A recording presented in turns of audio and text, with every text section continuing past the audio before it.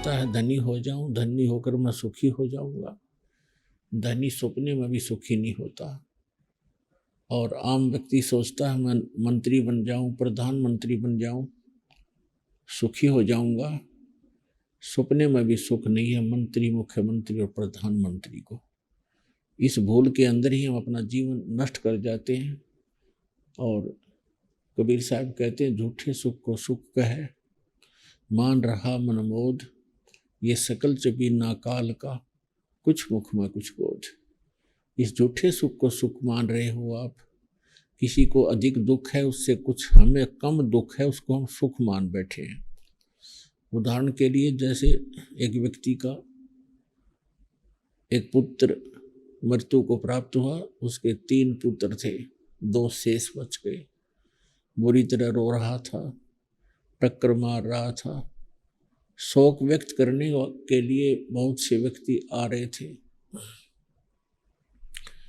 शोक व्यक्त करने वालों में से एक व्यक्ति ऐसा था जिसका एक ही पुत्र था और वो भी कुछ समय पहले मृत्यु को प्राप्त हो चुका था। तो अन्य सांत्वना देने वालों ने बताया कि देख भाई, इस व्यक्ति को देखकर ही तू कुछ संतोष कर ले। आपके तो 2 पुत्र शेष बचे हुए हैं, एक ही की मृत्यु हुई है, और देखिएगा ये एक ही पुत्र था और उसकी भी मृत्यु होगी, इसने भी संतोष करना पड़ा।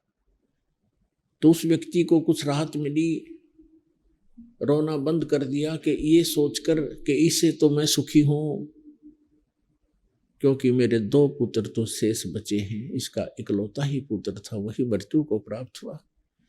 तो यहाँ परमात्मा कहते हैं, हम थोड़े से दुख को, थोड़े दुख को सुख मान रहे हैं अन्य की तुलना में। यदि हम थोड़े दुखी हैं तो हम इसको सुख मान बैठे कि मैं इससे तो मैं सुखी हूं।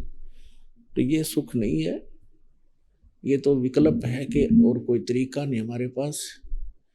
हमारी मजबूरी है इस तरह अपना मन रटने की।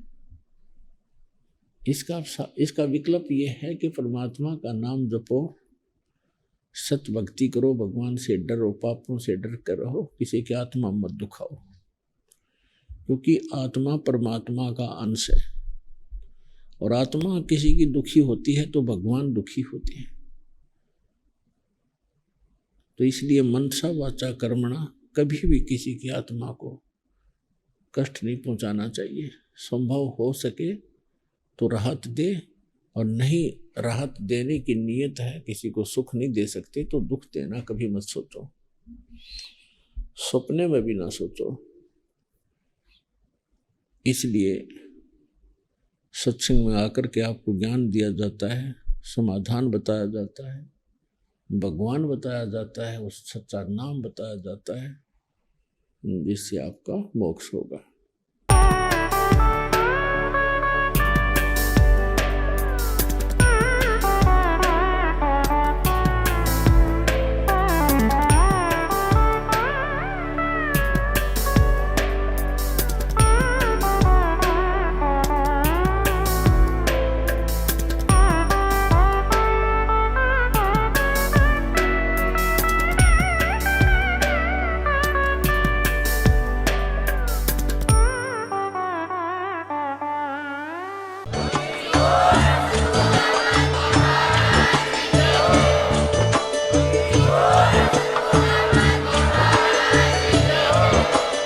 आप सुन रहे थे जगत गुरु तत्वदर्शी संत रामपाल जी महाराज जी के मंगल प्रवचन। अधिक जानकारी के लिए विजिट कीजिए हमारी वेबसाइट www.jagatgururampalji.org। संत रामपाल जी महाराज जी के शुभ आशीर्वाद से पूरे विश्व भर में 500 से भी ज्यादा नाम दीक्षा केंद्र हैं, जिन पर संत रामपाल जी महाराज जी द्वारा ऑनलाइन निशुल्क नाम दीक्षा दी जा रही है। अपने नजदीकी नाम दीक्षा केंद्र का पता करने के लिए संपर्क करें 8222880541।